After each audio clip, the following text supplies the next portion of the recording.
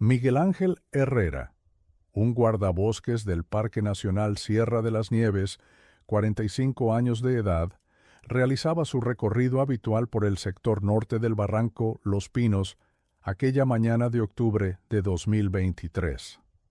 El cielo estaba despejado, después de 3 días de intensas lluvias que habían provocado varios deslizamientos de tierra en la zona. Su trabajo consistía en evaluar los daños causados por el temporal y señalizar posibles zonas de peligro. Fue entonces cuando notó algo inusual entre la vegetación del fondo del barranco. Al principio pensó que se trataba de un montón de chatarra arrastrada por la corriente. Pero cuando utilizó sus binoculares para observar mejor, Miguel Ángel se dio cuenta de que estaba mirando los restos oxidados de un camión de gran tonelaje. La cabina estaba parcialmente aplastada y cubierta por décadas de vegetación con endosmentos, un color rojizo que apenas se distinguía bajo capas de óxido y musgo. Lo que había encontrado llevaba allí 33 años exactos. La matrícula, casi ilegible por la corrosión, correspondía a un vehículo registrado en 1990. Y lo más perturbador, dentro de la cabina destrozada había restos humanos, junto con una caja metálica sellada que contenía un diario personal en sorprendente buen estado. Este descubrimiento iba a resolver finalmente un misterio de 3 décadas que había atormentado a una familia de la provincia de Málaga desde aquel lejano día de 1990, cuando Ernesto Dávila salió para su último viaje.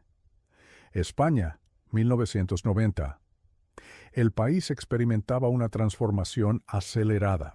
La Exposición Universal de Sevilla y los Juegos Olímpicos de Barcelona estaban a punto de mostrar al mundo una España moderna y europea. En las carreteras del país, el transporte por camión se había convertido en la columna vertebral de una economía en rápido crecimiento. En el pequeño pueblo de Álora, provincia de Málaga, Ernesto Dávila, un respetado camionero de 42 años, vivía con su esposa Carmen y su hijo Javier de 12 años. Su casa modesta pero acogedora se ubicaba en una calle empinada con vista a los olivares. Ernesto era conocido por su puntualidad y profesionalidad. Llevaba más de 20 años conduciendo camiones de carga por toda España y parte de Europa, ganándose una reputación intachable entre las empresas de transporte. Su rutina era predecible y constante. Pasaba aproximadamente 10 días al mes en la carretera, y el resto del tiempo lo dedicaba a su familia. Los domingos, sin excepción, llevaba a Javier a pescar al río Guadalhorce. Durante las cenas familiares, relataba historias de sus viajes, que fascinaban a su hijo, quien soñaba con seguir los pasos de su padre algún día. Carmen trabajaba como administrativa en el ayuntamiento local. La familia había logrado una estabilidad económica razonable, aunque nunca llegaron a ser ricos. Su mayor orgullo era Javier, un estudiante brillante que destacaba especialmente en matemáticas. Ernesto había prometido que pagaría estudios universitarios para su hijo, algo que él nunca pudo tener. El 15 de octubre de 1990, Ernesto se preparaba para un viaje rutinario. Debía transportar una carga de maquinaria agrícola desde Málaga hasta Valencia, un recorrido que había realizado decenas de veces. La noche anterior, la familia celebró el cumpleaños de Carmen con una cena especial. Ernesto le regaló un pequeño colgante de plata que había comprado durante su último viaje a Barcelona. Aquella mañana de lunes, Ernesto se despidió como siempre. Le dio un beso a Carmen y revolvió el pelo de Javier, diciéndole que estudiara mucho. Lo último que vieron fue su imponente camión Pegaso rojo alejándose por la carretera provincial a las 5:30 de la madrugada. Nadie podía imaginar que esa sería la última vez que verían a Ernesto. Según el plan establecido, el viaje a Valencia tomaría aproximadamente 8 horas. Ernesto debía entregar la carga esa misma tarde y pasar la noche en un hotel cerca del puerto. Al día siguiente, recogería un nuevo cargamento con destino a Madrid. La empresa esperaba su llamada de confirmación al llegar a Valencia, como era habitual. Sin embargo, esa llamada nunca llegó. A las 18 Royal horas, el encargado de logística de la empresa contactó con Carmen para preguntar si sabía algo de Ernesto. El camión no había llegado a su destino, y Ernesto no respondía a las llamadas por radio. Carmen, inicialmente, no se alarmó demasiado. Pensó que podría haber tenido algún problema mecánico o un retraso en la carretera. Cuando cayó la noche y seguían sin noticias, la preocupación comenzó a crecer. A primera hora de la mañana siguiente, Carmen llamó a la Guardia Civil. Se inició una búsqueda a lo largo de la ruta que debería haber seguido Ernesto. Se contactó con gasolineras, áreas de descanso y talleres mecánicos. Nadie recordaba haber visto el camión rojo de Ernesto.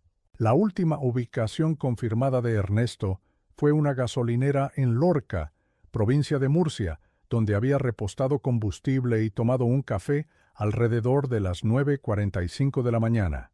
El empleado de la gasolinera recordaba haberlo atendido y mencionó que Ernesto parecía tranquilo y de buen humor. Después de eso, el camionero y su vehículo se desvanecieron sin dejar rastro. Lo más desconcertante era que la ruta entre Lorca y Valencia discurría principalmente por la autopista A7, una vía muy transitada, incluso en 1990. Era difícil entender cómo un camión de gran tamaño podía desaparecer en un tramo tan concurrido sin que nadie notara nada inusual. En los días siguientes, la búsqueda se intensificó. Helicópteros sobrevolaron la ruta y sus alrededores. Se examinaron barrancos y zonas de difícil acceso. La policía investigó si Ernesto podría haber sido víctima de un robo, ya que el camión y la mercancía tenían un valor considerable. También se contempló la posibilidad de una fuga voluntaria, aunque todos los que conocían a Ernesto descartaban completamente esta teoría. Carmen y Javier vivían en un estado de angustia permanente. Cada llamada telefónica, cada golpe en la puerta, les hacía saltar con la esperanza de recibir noticias. Pero a medida que pasaban los días, esa esperanza se iba desvaneciendo gradualmente. La comunidad de Álora se volcó en apoyar a la familia. Vecinos y amigos organizaron búsquedas por su cuenta, distribuyeron carteles con la foto de Ernesto y su camión, y establecieron un fondo de ayuda para Carmen y Javier. Un mes después de la desaparición, la investigación oficial comenzó a perder intensidad. No había pistas concretas, no se habían encontrado restos del camión, no había testigos de ningún accidente o incidente. Era como si Ernesto Dávila y su Pegaso rojo hubieran sido borrados de la faz de la tierra. El tiempo comenzó a pasar inexorablemente. Los días se convirtieron en semanas, las semanas en meses, y los meses en años. La ausencia de Ernesto dejó un vacío imposible de llenar en la vida de Carmen y Javier. Al principio, vivían en un limbo emocional, incapaces de procesar el duelo por no tener certeza sobre el destino de Ernesto, pero tampoco podían mantener eternamente la esperanza de su regreso. Carmen se vio obligada a asumir el papel de padre y madre. Continuó trabajando en el ayuntamiento, aumentando sus horas para compensar la pérdida del ingreso de Ernesto. Las noches eran especialmente difíciles. Muchas veces, Javier la encontraba, llorando silenciosamente en la cocina, mirando fotos antiguas de la familia unida. En el pueblo, todos la trataban con una mezcla de compasión y admiración por su fortaleza. Javier, por su parte, experimentó la adolescencia marcada por la ausencia paterna. Su rendimiento escolar, que siempre había sido excelente, comenzó a resentirse. Tenía episodios de rebeldía y momentos de profunda tristeza. Un profesor de instituto, Manuel Ortega, se convirtió en una figura fundamental para el joven. Manuel había perdido a su padre en un accidente minero cuando era niño y entendía el dolor que Javier estaba experimentando. Bajo su guía, Javier recuperó gradualmente su interés por los estudios. En 1995, 5 años después de la desaparición, la Guardia Civil cerró oficialmente el caso. Sin nuevas pistas y con recursos limitados, la investigación había llegado a un callejón sin salida. Carmen recibió la notificación con una mezcla de resignación y dolor renovado. Esa misma semana, inició los trámites legales para declarar a Ernesto oficialmente fallecido, un proceso doloroso, pero necesario para acceder a la pensión de viudedad y otros derechos. La declaración de fallecimiento fue como un segundo funeral para la familia. Carmen y Javier organizaron una misa en memoria de Ernesto, a la que asistió prácticamente todo el pueblo. Durante la ceremonia, Javier, ya con 17 años, leyó una carta dirigida a su padre ausente en la que prometía cuidar siempre de su madre y hacer que estuviera orgulloso de él. Mientras la vida en Álora seguía su curso con la herida cada vez más cicatrizada, pero nunca completamente cerrada, a unos 150 kilómetros de distancia, en un remoto barranco de la Sierra de las Nieves, yacían los restos del Pegaso, rojo de Ernesto, ocultos por una densa vegetación y prácticamente inaccesibles. Lo que realmente había ocurrido aquel fatídico 15 de octubre de 1990 permanecía sellado en un diario que Ernesto había mantenido durante sus últimos días, protegido dentro de una caja metálica en la cabina del camión destrozado. El día de su desaparición, después de repostar en Lorca, Ernesto había recibido una llamada por radio de un compañero camionero, Sebastián Ruiz. Sebastián le informó de un accidente en la A7 que estaba causando largas retenciones. Le sugirió tomar una ruta alternativa por carreteras secundarias que atravesaban la Sierra de Segura, asegurándole que podría ahorrar tiempo.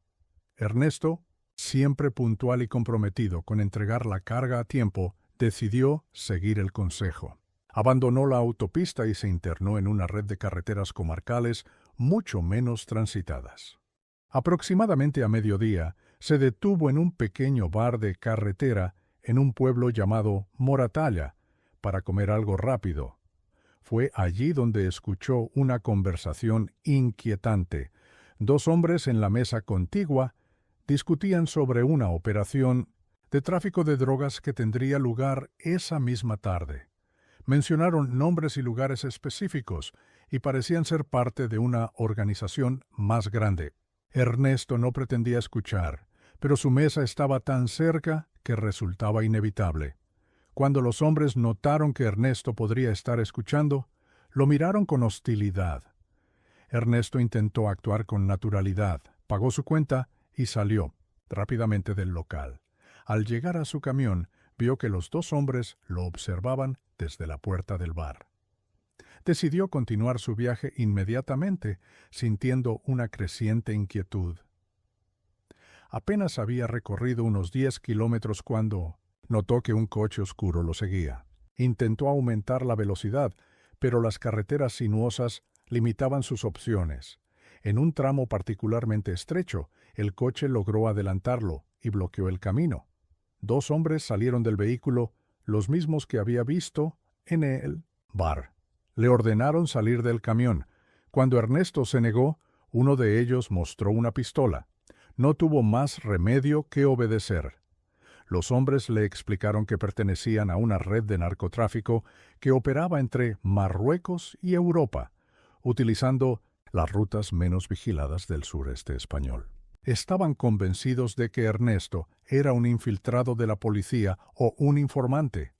A pesar de sus protestas y explicaciones, no le creyeron. Le dieron dos opciones: colaborar con ellos transportando un cargamento de drogas o enfrentar las consecuencias. Ernesto se negó rotundamente a participar en actividades ilegales. Entonces, uno de los hombres hizo una llamada telefónica. Minutos después, apareció un tercer vehículo. Del coche salió un hombre trajeado que parecía tener autoridad sobre los otros. Se presentó simplemente como Rodrigo y le explicó a Ernesto la gravedad de su situación. Le mostró fotos de Carmen y Javier saliendo de casa, del colegio, del ayuntamiento. El mensaje era claro. Sabían todo sobre su familia y podían hacerles daño si Ernesto no cooperaba o si alertaba a las autoridades. Ernesto, aterrorizado por La amenaza a su familia accedió finalmente a sus demandas. Le ordenaron dirigirse a un almacén cercano donde sustituirían parte de su carga legítima por paquetes de droga ocultos en el interior de la maquinaria agrícola que transportaba.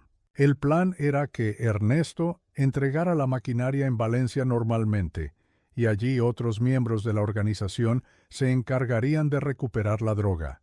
Para asegurarse de su silencio, Rodrigo le entregó un teléfono móvil, un objeto relativamente raro en 1990. Le advirtió que lo mantendrían vigilado constantemente y que debía llamar a números específicos en momentos determinados del viaje. Cualquier desviación del plan o intento de contactar con la policía tendría consecuencias inmediatas para su familia. Esa tarde, mientras cargaban la droga en su camión, Ernesto comenzó a escribir discretamente en su diario. Sabía que estaba atrapado en una situación imposible. Si cooperaba, se convertía en cómplice de narcotraficantes. Si se negaba o alertaba a la policía, ponía en peligro a Carmen y Javier. No veía salida. Fue entonces cuando comenzó a formarse en su mente un tercer camino, una opción desesperada que implicaría un sacrificio personal extremo, pero que podría proteger a su familia. Si desaparecía junto con el camión y la droga, la organización perdería un cargamento valioso.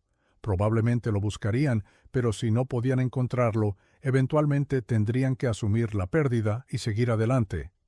Su familia estaría a salvo siempre que nadie supiera qué había pasado realmente. En las últimas páginas de su diario, Ernesto detalló su plan. Conocía bien la geografía de la zona. Había transportado materiales de construcción a varios pueblos de la Sierra de las Nieves años atrás. Sabía de la existencia de barrancos profundos y zonas prácticamente inaccesibles. También sabía que podría dirigirse allí por caminos forestales poco vigilados. Con el corazón destrozado por saber que no volvería a ver a su familia, pero determinado a protegerlos, Ernesto tomó su decisión. Después de salir del almacén con la droga, en lugar de dirigirse a Valencia, puso rumbo hacia el Parque Natural Sierra de las Nieves. Al anochecer, llegó a una zona remota cerca del barranco Los Pinos. Estacionó el camión en un camino forestal y pasó la noche escribiendo cartas de despedida para Carmen y Javier, explicando su situación y pidiéndoles perdón por no poder regresar. Con las primeras luces del amanecer del 16 de octubre, Ernesto puso en marcha su plan final. Condujo el camión hacia el borde del barranco. Antes de lo inevitable, guardó su diario y las cartas en una caja metálica que selló cuidadosamente con cinta aislante. Respiró profundamente, pensando por última vez en los rostros de su esposa e hijo, y entonces tomó la decisión que cambiaría todo. Miguel Ángel Herrera, el guardabosques que descubrió el camión, no era un simple trabajador del Parque Natural. Durante sus 20 años de servicio en la Sierra de las Nieves, había desarrollado un profundo conocimiento del terreno y una intuición especial para detectar anomalías en el paisaje. Antes de ser guardabosques, Miguel Ángel había servido como guardia civil y aunque había cambiado de profesión, nunca perdió su instinto investigador. El descubrimiento del camión en el fondo del barranco activó inmediatamente sus antiguos reflejos. Después de asegurar la zona, Miguel Ángel contactó con las autoridades. En pocas horas, un equipo de la Guardia Civil, incluyendo forenses y especialistas en investigación de accidentes, llegó al lugar. La dificultad del terreno hacía casi imposible el acceso directo, por lo que fue necesario el uso de helicópteros y equipos de montaña especializados. La primera tarea fue recuperar los restos humanos para su identificación. Junto a ellos, Miguel Ángel entregó la caja metálica que contenía el diario y las cartas. El estado de conservación de estos documentos era sorprendentemente bueno, protegidos como estaban por la caja hermética que Ernesto había preparado con tanto cuidado. La identificación preliminar, basada en los efectos personales encontrados y la matrícula del vehículo, apuntaba claramente a Ernesto Dávila, el camionero desaparecido en 1990. La noticia llegó rápidamente a la Comandancia de la Guardia Civil de Málaga, donde el caso de Ernesto, aunque cerrado oficialmente, seguía siendo recordado como uno de los grandes misterios sin resolver. El comandante Arturo Vega, a cargo de la investigación actual, ordenó que se localizara a la familia de Ernesto antes de que la noticia pudiera filtrarse a los medios. 33 años después de la desaparición, no fue tarea fácil. Carmen había fallecido hacía 5 años debido a un cáncer. Javier, que ahora tenía 45 años, vivía en Madrid, donde trabajaba como ingeniero en una empresa de telecomunicaciones. La llamada que recibió Javier aquella tarde de octubre de 2023 fue como un terremoto emocional.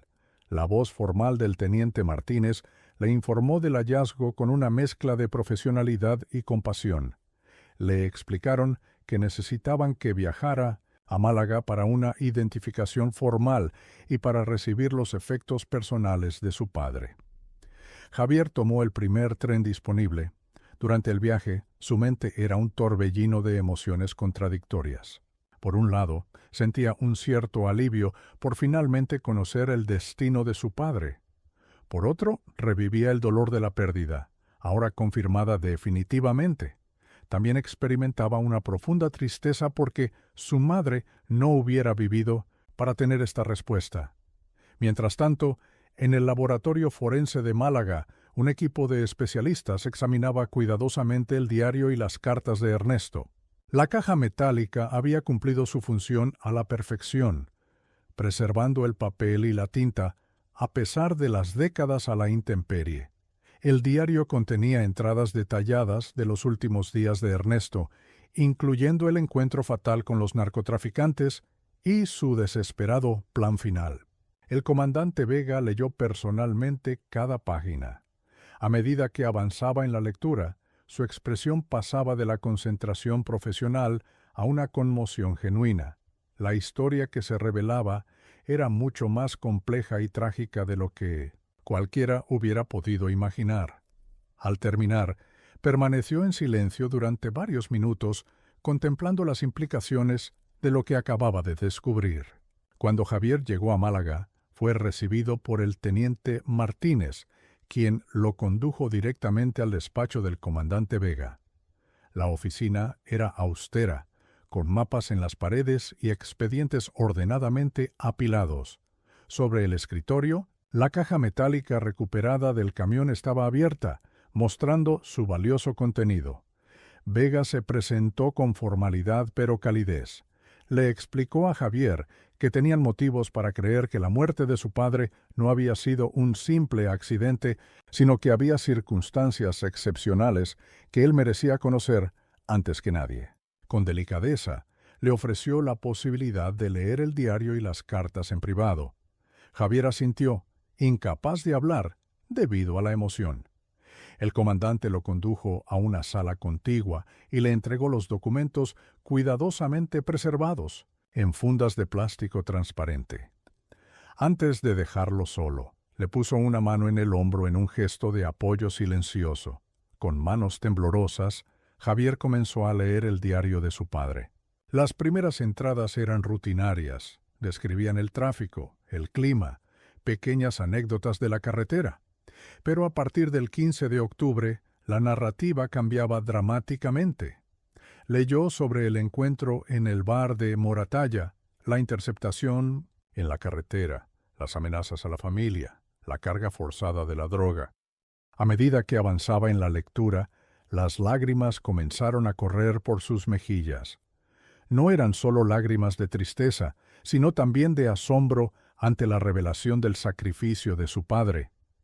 Cuando llegó a las últimas páginas, donde Ernesto explicaba su plan y sus motivos, Javier tuvo que detenerse varias veces, abrumado por la emoción. Finalmente, abrió el sobre que contenía la carta personal dirigida hacia él. La letra de su padre, esa caligrafía familiar que no había visto en más de 3 décadas, parecía hablarle directamente a través del tiempo. La carta comenzaba con un amor inquebrantable y terminaba con una despedida desgarradora. Al otro lado de la puerta, el comandante Vega esperaba pacientemente. Sabía que lo que Javier estaba descubriendo cambiaría para siempre su comprensión del pasado y, posiblemente, su visión del futuro. También sabía que la información contenida en el diario tendría importantes repercusiones legales y podría reabrir investigaciones olvidadas hace mucho tiempo. Miguel Ángel Herrera, el guardabosques que había iniciado toda esta cadena de revelaciones, estaba en ese momento sentado en la cafetería de la comandancia. Había insistido en permanecer disponible por si necesitaban más información sobre el hallazgo. En su mente repasaba cada detalle del descubrimiento, preguntándose qué habría llevado a un camión a terminar en un lugar tan remoto. Los tres hombres, cada uno desde su perspectiva, estaban conectados por el destino de Ernesto Dávila. El revelador, el investigador y el hijo formaban ahora un triángulo unido por una verdad oculta durante 33 años, una verdad que estaba a punto de salir completamente a la luz. Javier Dávila permaneció en la sala durante más de 2 horas, absorbiendo cada palabra escrita por su padre. La carta personal que Ernesto le había dejado comenzaba con un recuerdo conmovedor. Querido Javier, mientras escribo estas líneas, pienso en nuestra última mañana juntos, cuando revolví tu pelo y te pedí que estudiaras mucho. Si estás leyendo esto, significa que algo ha salido terriblemente mal y que no he podido regresar a casa como prometí. Lo primero que debes saber es que cada kilómetro que he recorrido lejos de ti y de tu madre ha sido un kilómetro de añoranza. Ustedes han sido siempre mi norte, mi razón para volver a casa después de cada viaje. La carta continuaba explicando la situación en la que se había encontrado, las amenazas a la familia y la imposible decisión que había tomado. Ernesto detallaba cómo, tras ser obligado a transportar drogas, había decidido que la única forma de proteger a su familia era desaparecer junto con el cargamento ilegal. He considerado todas las opciones, hijo mío. Si voy a la policía, estos hombres cumplirán sus amenazas. Lo sé, porque vi en sus ojos que no estaban mintiendo. Si cumplo con el encargo, me convertiré en parte de su organización para siempre, atrapado en una espiral de crimen que eventualmente me destruirá y pondrá en peligro a nuestra familia. He decidido que existe un tercer camino, uno que garantizará vuestra seguridad, aunque signifique que no volveré a veros. Las siguientes líneas describían el plan de Ernesto para conducir el camión hasta un remoto barranco de la Sierra de las Nieves. Sabía que el vehículo y su cargamento ilegal quedarían ocultos durante mucho tiempo, posiblemente para siempre.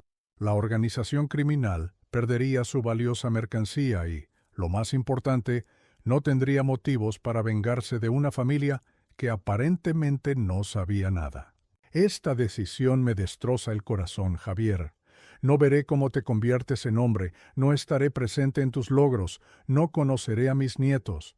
Tu madre tendrá que cargar con todo el peso de nuestra familia, pero si sigo el camino que he elegido, ustedes estarán a salvo. Esta es la última lección que puedo darte, hijo.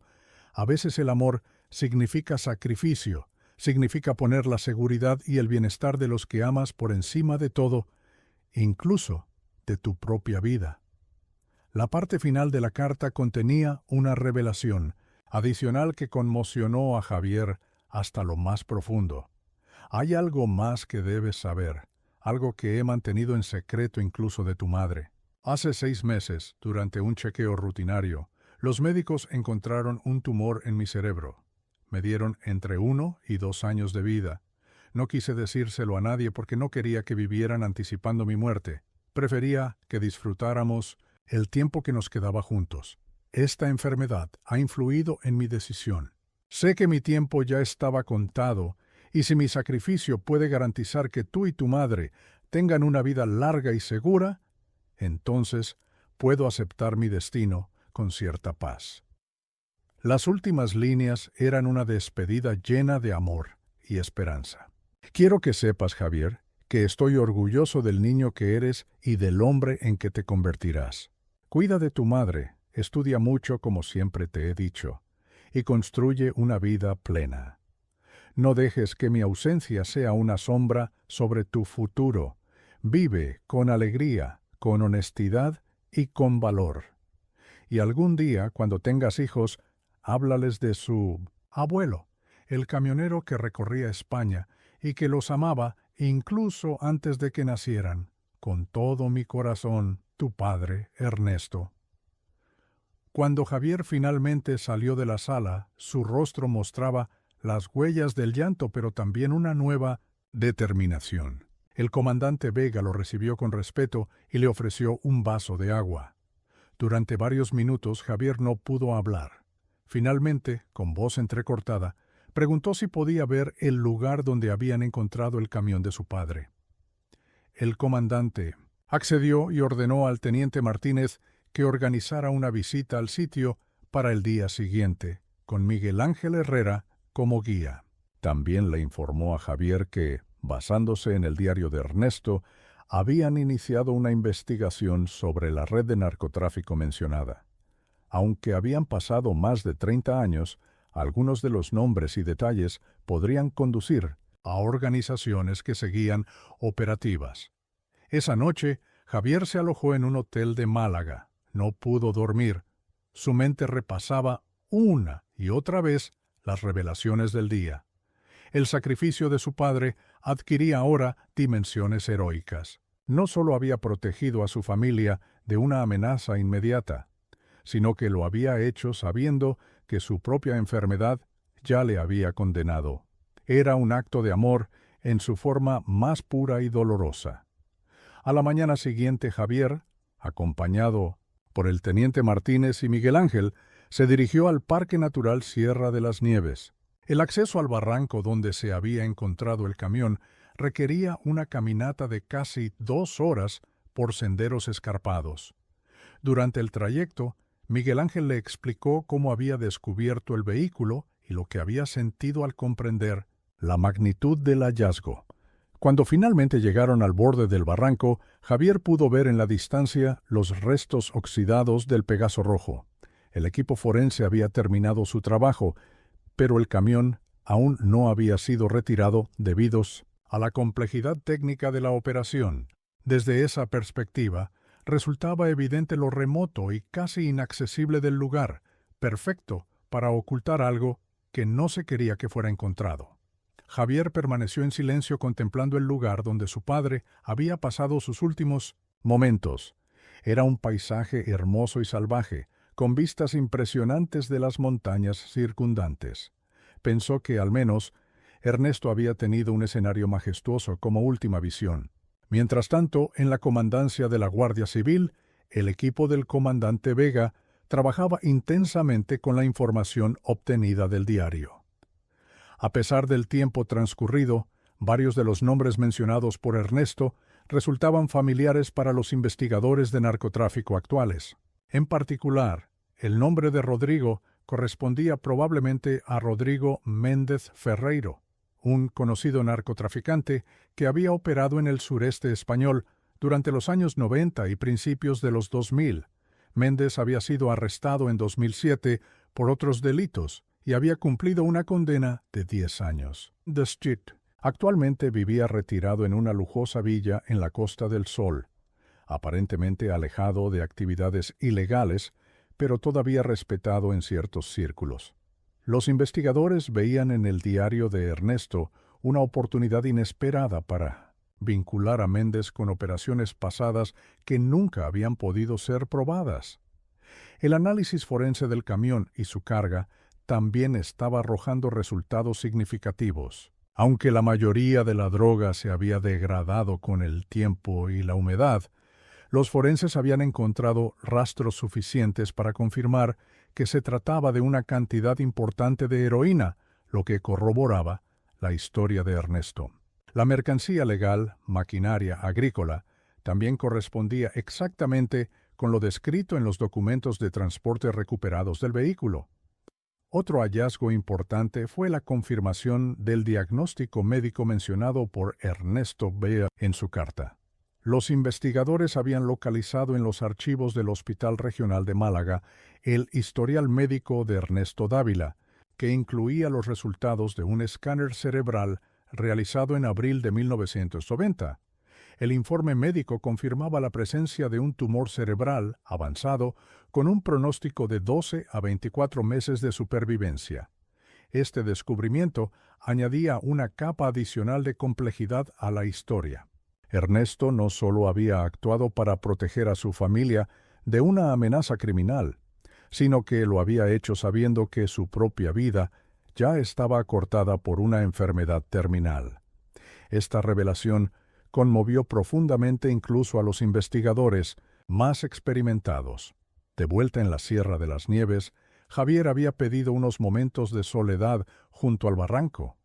Sentado en una roca, contemplando el paisaje, sacó de su bolsillo una vieja fotografía de familia que siempre llevaba consigo.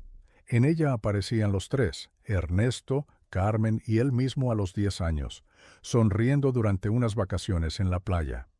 Por primera vez en 33 años, Javier sintió que podía despedirse adecuadamente de su padre.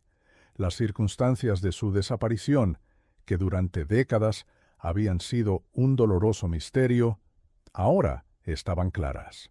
El conocimiento del sacrificio de Ernesto, lejos de aumentar el dolor, traía consigo una extraña sensación de paz y cierre. Miguel Ángel observaba respetuosamente desde la distancia. Como guardabosques, había visto muchas cosas extrañas en estas montañas, pero nunca algo que conectara tan profundamente con la condición humana.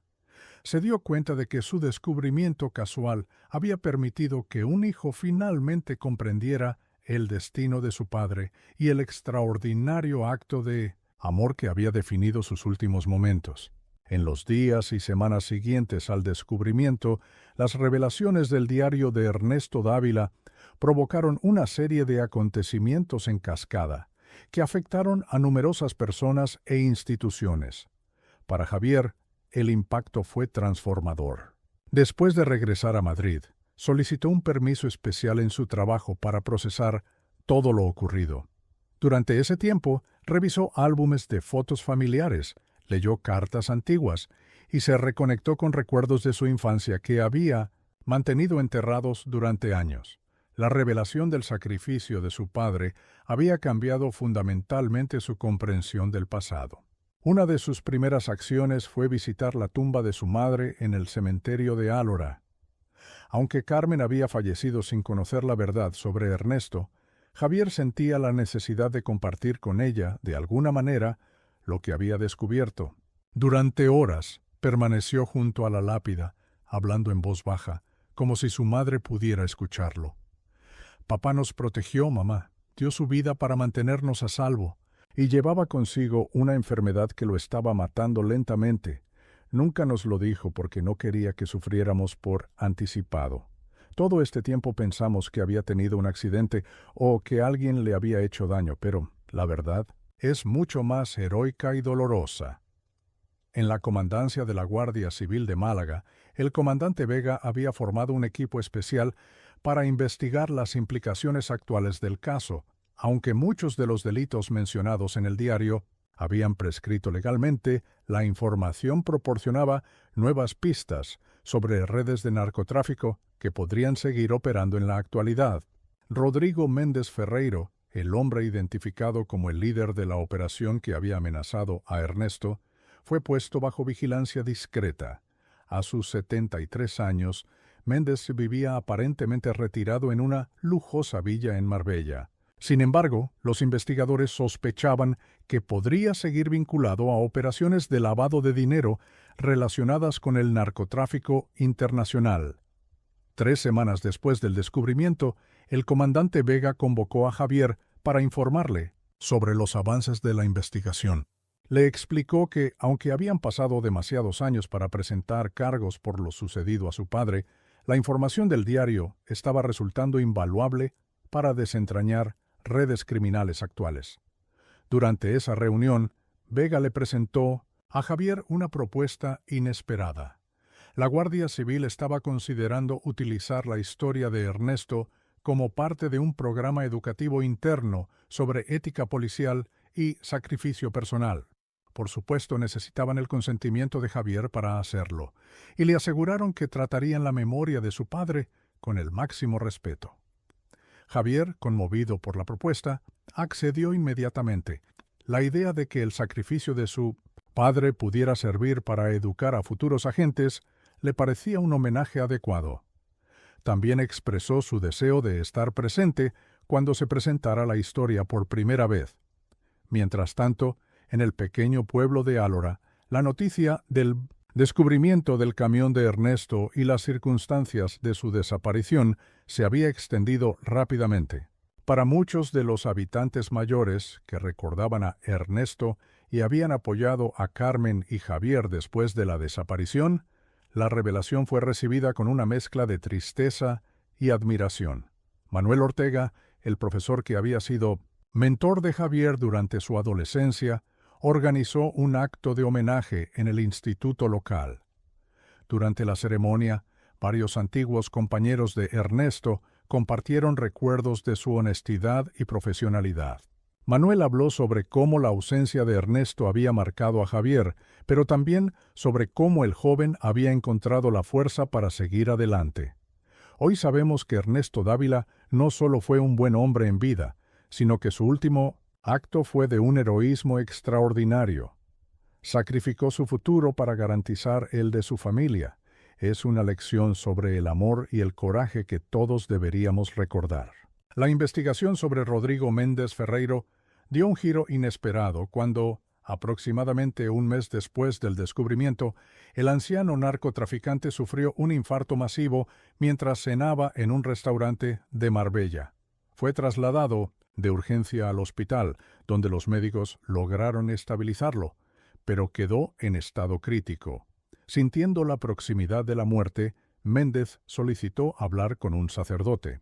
Durante la confesión mencionó específicamente el caso de un camionero que había desaparecido con un cargamento de droga en 1990.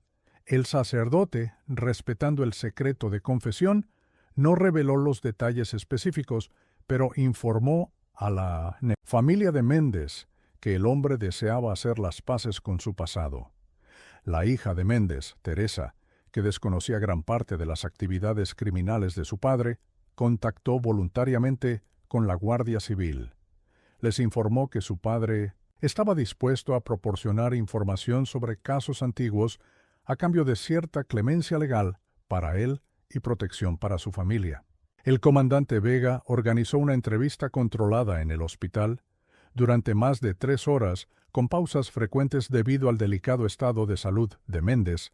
El anciano narcotraficante confirmó gran parte de lo que Ernesto había escrito en su diario. También proporcionó información sobre otros miembros de la organización y operaciones posteriores. Cuando se le preguntó específicamente sobre Ernesto, Méndez mostró un remordimiento que sorprendió a los investigadores. Ese hombre, el camionero, era diferente. La mayoría aceptaba colaborar por dinero o por miedo, pero él parecía más preocupado por su familia que por sí mismo.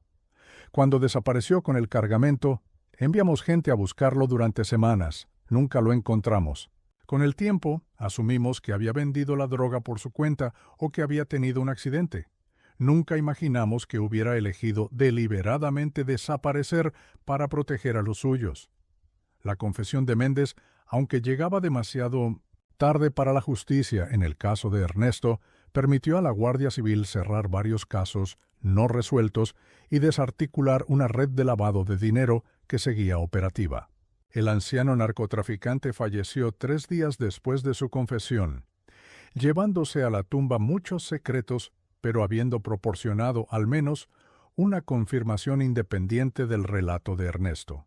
Para Javier, estos desarrollos representaban una validación adicional de la historia de su padre.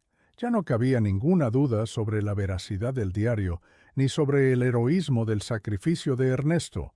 La recuperación del camión de Ernesto del fondo del barranco fue una operación técnicamente compleja que requirió varias semanas de planificación.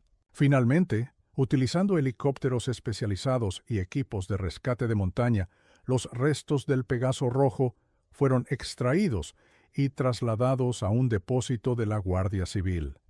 Javier solicitó que, una vez finalizada la investigación, Lebu permitieran conservar algunos elementos personales del camión: el volante, donde las manos de su padre habían pasado miles de horas, la pequeña figura de San Cristóbal que Ernesto siempre llevaba en el salpicadero y una vieja cinta de casete de Paco de Lucía que su padre escuchaba durante sus viajes. En cuanto a los restos mortales de Ernesto, Javier organizó un funeral formal 33 años después de su desaparición. La ceremonia se celebró en la iglesia de Álora, la misma donde Ernesto y Carmen se habían casado y donde Javier había sido bautizado. El templo estaba lleno hasta los límites de su capacidad, con antiguos vecinos, compañeros de profesión de Ernesto y numerosos guardias civiles que habían participado en la investigación. El ataúd, que contenía los restos recuperados del barranco, fue cubierto con la bandera española a petición del comandante Vega, quien consideraba que el sacrificio de Ernesto merecía un reconocimiento similar al de alguien que había dado su vida en acto de servicio. Durante el servicio, Javier leyó en voz alta fragmentos de la carta que su padre le había escrito 33 años atrás. Su voz, firme al principio, se quebró varias veces durante la lectura. Sin embargo, concluyó con fuerza mirando directamente al ataúd: «Papá, he intentado vivir como me pediste. He construido una vida honesta. He amado. He trabajado duro. Mamá estaría orgullosa de vernos reunidos hoy, finalmente. Siempre te llevamos en nuestros corazones, incluso cuando no sabíamos qué había sucedido. Ahora que conocemos tu sacrificio, tu memoria vivirá no solo en mí, sino en todos los que han escuchado tu historia». Los restos de Ernesto fueron enterrados junto a los de Carmen, reuniendo finalmente a la pareja que las circunstancias habían separado durante más de 3 décadas. La lápida, sencilla pero elocuente, llevaba una inscripción que Javier había elegido cuidadosamente: Ernesto Dávila, 1948-1990. Amó hasta el último aliento. Su sacrificio no será olvidado. Un año después del descubrimiento del camión en el barranco, Javier Dávila regresó a Álora para el aniversario del funeral de su padre. Durante ese año, su vida había experimentado cambios significativos. Inspirado por el sacrificio de Ernesto, había dejado su trabajo corporativo para dedicarse a una fundación que ayudaba a familias de personas desaparecidas. La historia de Ernesto Dávila había trascendido el ámbito local para convertirse en un caso estudiado en academias de policía y escuelas de ética. El comandante Vega, fiel a su palabra, había incorporado el relato como parte del programa de formación de la Guardia Civil, enfatizando cómo un ciudadano común había demostrado un valor extraordinario ante circunstancias imposibles. Miguel Ángel Herrera, el guardabosques que había descubierto el camión, mantenía correspondencia regular con Javier. Su conexión fortuita se había transformado en una amistad basada en el respeto mutuo y en la comprensión compartida de cómo un descubrimiento casual puede cambiar vidas. Durante su visita a Álora, Javier pasó largas horas en el cementerio, sentado entre las tumbas de sus padres. Les habló de su vida actual, de sus planes para el futuro y de cómo el conocimiento del sacrificio de su padre había transformado su perspectiva sobre el amor y el coraje. También visitó el instituto, donde Manuel Ortega, ahora jubilado, había organizado una exposición permanente sobre Ernesto. La muestra incluía fotografías, recortes de prensa de la época de la desaparición y extractos cuidadosamente seleccionados del diario, aquellos que ilustraban la integridad y el amor familiar sin entrar en los detalles más perturbadores. En una vitrina central se exhibía el volante del Pegaso rojo, limpio y restaurado, junto con la figura de San Cristóbal y otros objetos personales recuperados del camión.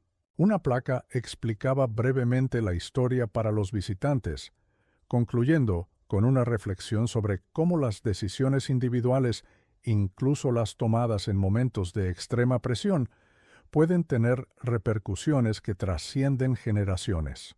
El caso de Rodrigo Méndez Ferreiro y sus confesiones finales había llevado a una serie de arrestos y procesos judiciales contra antiguos miembros de su organización, varios de ellos enfrentados a la evidencia y siguiendo el ejemplo de su antiguo líder, habían optado por colaborar con la justicia. Como resultado, se habían esclarecido numerosos casos de narcotráfico y violencia que habían quedado sin resolver durante décadas. La hija de Méndez, Teresa, había contactado discretamente con Javier para expresarle su pesar por las acciones de su padre. Le explicó que había crecido desconociendo la verdadera naturaleza de los negocios familiares y que la revelación le había provocado una profunda crisis personal. Javier, después de una inicial resistencia, había accedido a reunirse con ella. El encuentro, tenso al principio, había concluido con un entendimiento mutuo sobre cómo los secretos y las acciones de los padres pueden marcar de formas inesperadas las vidas de los hijos. En su última noche en Álora, Javier cenó en el Elskir, mismo restaurante donde su familia solía celebrar ocasiones especiales. Pidió el plato favorito de su padre, bacalao al pil pil, y brindó silenciosamente en su memoria. El camarero, un hombre mayor que había conocido a Ernesto, le trajo una botella de vino de cortesía.